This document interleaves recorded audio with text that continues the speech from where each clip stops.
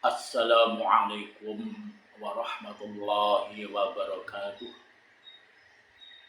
Bismillahirrahmanirrahim. Alhamdulillahi rabbil alamin. Wa bihi nasta'inu ala umuri dunya waddin. Wassalatu wassalamu ala asyrafil anbiya'i wal mursalin. Sayyidina Muhammadin wa ala alihi wa ashabihi ajma'in. La haula wa la quwwata illa billahil aliyyil azim. Amma ba'd. Saudaraku kaum muslimin yang semoga senantiasa mendapatkan rahmat dari Allah Subhanahu wa taala. Alhamdulillah kita bersama telah melaksanakan ibadah di bulan suci Ramadan dengan ibadah yang paling utama, yakni melaksanakan puasa. Tentunya kita semua sadar dan tahu bahwa kewajiban untuk melaksanakan puasa adalah dalam rangka bertujuan menjadikan seseorang itu menjadi pribadi yang bertakwa kepada Allah Subhanahu wa taala. Tujuannya adalah la'allakum tattaqun, agar kamu semua menjadi orang-orang yang bertakwa. Nah, pembahasan kali ini bagaimana sebenarnya orang yang bertakwa itu beserta ciri-cirinya. Takwa itu secara umum artinya adalah melaksanakan seluruh perintah Allah dan menjauhi seluruh larangan Allah. Jadi dalam hidup ini kita pastikan bahwa kegiatan terpenting dalam hidup adalah senantiasa mengabdikan diri kepada Allah, senantiasa beribadah kepada Allah. Ibadah ada yang mahdhah, ada yang melalui aturan-aturan yang sudah ditetapkan oleh Allah dan Rasulullah sallallahu alaihi wasallam. Ada pula ibadah yang ghair mahdhah. Ibadah yang dalam prakteknya tidak diatur secara spesifik. Secara umum, segala bentuk kegiatan kita dalam aktivitas sehari-hari yang diniatkan dalam rangka untuk ibadah kepada Allah, maka jadilah itu sebagai bentuk ibadah kepada Allah Subhanahu wa taala. Contoh dalam hal ini adalah kita bekerja mencari nafkah untuk kebutuhan hidup dari keluarga yang kita tanggung, maka itu merupakan ibadah di hadapan Allah Subhanahu wa taala.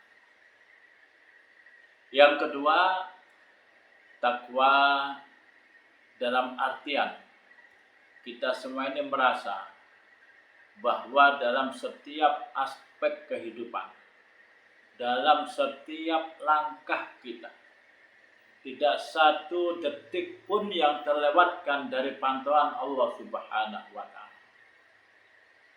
Yakni tertanamnya dalam hati kita bahwa setiap apa yang kita lakukan, setiap ucapan yang keluar dari lisan kita, atau pekerjaan-pekerjaan badaniah kita, itu semua disaksikan oleh Allah Subhanahu wa taala.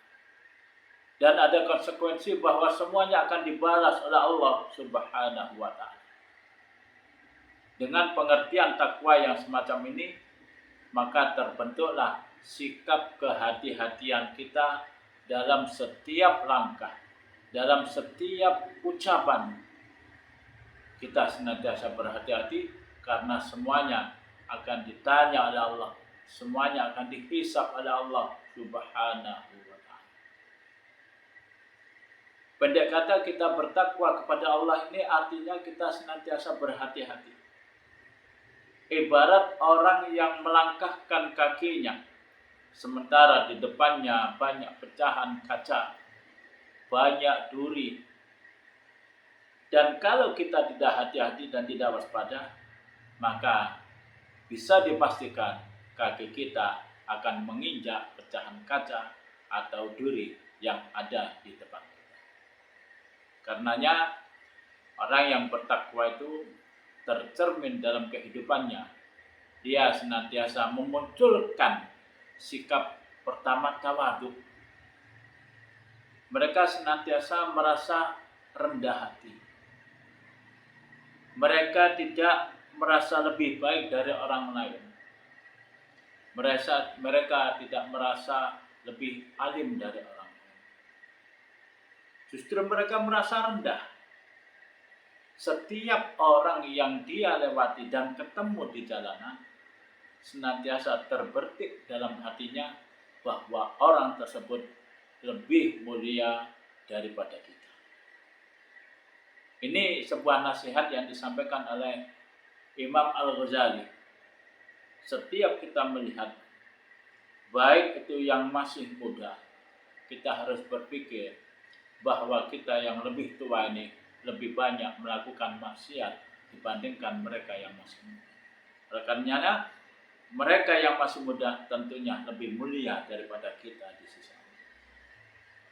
Ketika kita ketemu dengan orang yang lebih tua dari kita, harus kita tanamkan sebuah pemikiran bahwa kita yang lebih muda ini masih kurang dalam hal amal.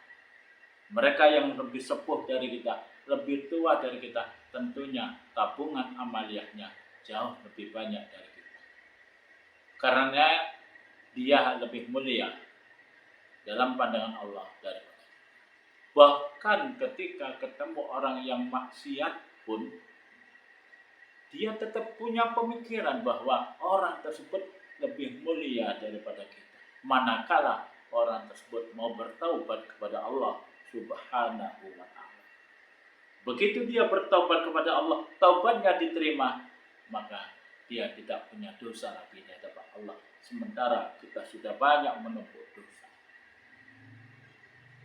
Kaum muslimin, saudaraku rahimakumullah, sikap tawadhu ini perlu kita tanamkan ke dalam diri kita. Sebab dengan tawadhu inilah derajat kita akan diangkat oleh Allah Subhanahu wa ta'ala. Baik ketika kita masih hidup di dunia, lebih-lebih ketika kita dibangkitkan oleh Allah di akhirat. Kata beliau Rasulullah sallallahu alaihi wasallam, "Man tawadha'a rafa'ahu Allah." Barang siapa yang tawadhu, merasa rendah hati, tidak merasa lebih baik dari orang lain ketika hidup di dunia, rafa'ahu Allah, maka Allah akan mengangkat derajatnya, baik di dunia, lebih-lebih di akhirat. Wa man takabbara, dan sebaliknya orang yang merasa besar, orang yang takabur, wada'ahu Allah, Allah akan meletakkan derajatnya dengan tempat yang serendah-rendahnya, dicampakkan oleh Allah di tempat yang serendah-rendahnya. Inilah perlunya kita untuk senantiasa bersikap tawadhu. Yang kedua, kita melihat orang yang bertakwa itu dari ciri-ciri hidupnya, dia senantiasa qanaah. Artinya orang tersebut senantiasa, orang Jawa bilang, nerimo ing pandung. Orang tersebut mau menerima dengan apa yang diberikan Allah kepadanya. Dia senantiasa berpikir bahwa apa yang diberikan Allah saat ini itu adalah yang terbaik dalam pandangan Allah bagi dirinya.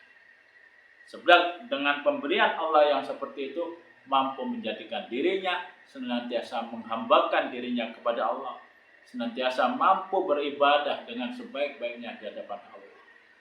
Dia tidak mengejar sesuatu yang perlu dia kejar dengan cara yang macam-macam, tapi dia senantiasa qanaah. Yang ketiga, sikap orang yang bertakwa itu dapat kita lihat, mereka senantiasa punya rasa kehati-hatian yang tinggi. Wiroi, waro, dia berhati-hati.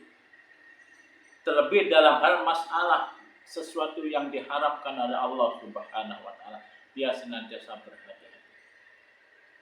Jangankan terhadap sesuatu yang haram, orang yang benar-benar bertakwa kepada Allah, orang tersebut akan akan menghindar dari perkara-perkara yang syubhat. Karena dikhawatirkan perkara yang syubhat akan menjerumuskan mereka ke dalam jurang keharaman. Jadi mereka dalam hidup itu senantiasa berhati-hati. Makanya Kanjeng Nabi itu sudah menyampaikan kepada kita, sayati ala ummati zaman. Kelak akan datang suatu masa, suatu zaman menimpa umat. La yubalil mar'u ma akhadha minhu aminal halal aminal haram. Jadi seseorang dari umatku itu besok pada zaman tersebut sudah tidak mau memperhatikan lagi, tidak mempedulikan lagi bagaimana cara dia mengais rezeki, bagaimana dia mencari rezeki untuk makan, untuk pakaian, untuk kebutuhan hidup sehari-hari anak istrinya, keluarga. Mereka sudah acuh terhadap caranya. Aminal halal, aminal haram. Apakah ditempuh dengan cara yang halal atau ditempuh dengan cara yang haram? Betapa banyak kita saksikan sahabat kita, tetangga kita, orang-orang di sekitar kita. Mereka sudah tidak peduli lagi cara mencari rezekinya. Terkadang mereka merelakan jual harga dirinya. Terkadang mereka menjual hal-hal yang diharamkan oleh Allah demi untuk menutupi kebutuhannya. Terkadang mereka menipu. Terkadang mereka mengambil hak orang lain. Ini semua adalah cara-cara yang diharamkan oleh Allah Subhanahu wa taala. Bagi orang yang bertakwa, hal semacam ini pantang dilakukan. Dia sangat hati-hati. Bahkan mereka punya semboyan, punya pemikiran lebih baik miskin, lebih baik lapar daripada diri ini kemasukan barang-barang yang diharamkan oleh Allah Subhanahu wa taala. Rasulullah, kullu lahmin wa damin min haram fannaru aulabi.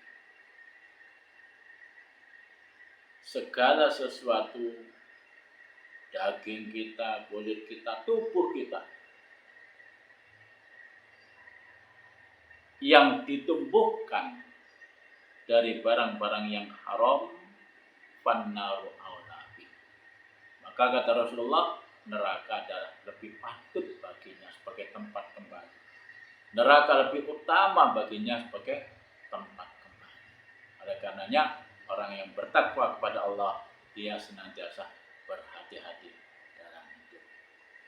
Dan selanjutnya orang yang bertakwa kepada Allah itu kelihatan dari model caranya hidup, mereka senantiasa punya keyakinan yang teguh. Apapun yang menimpa mereka senantiasa bisa diterima. Pertama, dia senantiasa mensyukuri akan seluruh nikmat Allah. Dan yang kedua, dia senantiasa bersabar dari segala bentuk ujian yang diberikan Allah Subhanahu wa taala. Dia tanamkan keyakinan yang mendalam dalam hidup ini bahwa semua yang terjadi di dunia ini tiada lain adalah ujian dari Allah Subhanahu wa taala. Kehidupan yang hakiki adalah ketika kita dihadirkan Allah ketika di akhirat kelak. Keyakinan semacam inilah yang menumbuhkan seseorang mampu untuk melaksanakan ibadah kepada Allah secara istiqomah. Oleh karenanya, kaum muslimin, saudaraku yang beriman, adalah kita menyadari bahwa serangkaian ibadah yang kita lakukan, baik apakah itu sholat kita, puasa kita, zakat sedekah kita, tadarus Al-Quran kita, dan apapun saja yang kita lakukan, maka hendaknya bermuara pada nilai-nilai takwa, rasa takut kepada Allah Subhanahu wa taala. Kalau ibadah yang kita lakukan ini tidak mampu membentuk karakter dan pribadi kita sebagai hamba Allah yang muttaqin, maka ibadah yang kita lakukan tidaklah punya nilai di hadapan Allah Subhanahu wa taala. Mudah-mudahan sedikit yang saya sampaikan ini beriringan dengan turunnya hidayah dari Allah Subhanahu wa taala menjadi ilmu yang manfaat. Wabillahi taufiq wal hidayah. Wassalamualaikum warahmatullahi wabarakatuh.